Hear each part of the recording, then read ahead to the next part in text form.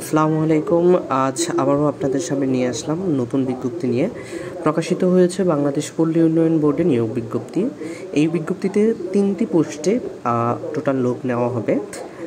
উপজেলা পল্লী উন্নয়ন কর্মকর্তা পোস্টে 23 জন, সহকারী পল্লী উন্নয়ন কর্মকর্তা পোস্টে 65 জন এবং গবেষণা কর্মকর্তা পোস্টে 2 জন। এই সার্কুলারটি নবম এবং দশম গ্রেডের জন্য। আবেদনটি চলবে 4 মে 2025 পর্যন্ত। আপনারা ভিডিওটি পজ করে সম্পূর্ণ সার্কুলারটি দেখে নিন।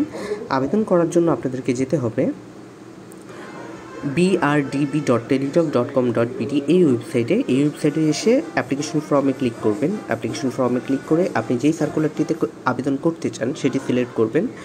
আপনি পোস্ট সিলেক্ট করবেন।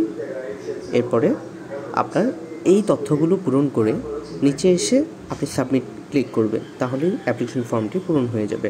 এরকম নতুন সার্কুলার সম্পর্কে তথ্য জানতে আমার চ্যানেলটি সাবস্ক্রাইব করে রাখুন, লাইক দিন এবং শেয়ার করুন আপনার বন্ধুর সাথে, যেন সেও এই সার্কুলারে আবেদন করতে পারে। ধন্যবাদ সবাইকে।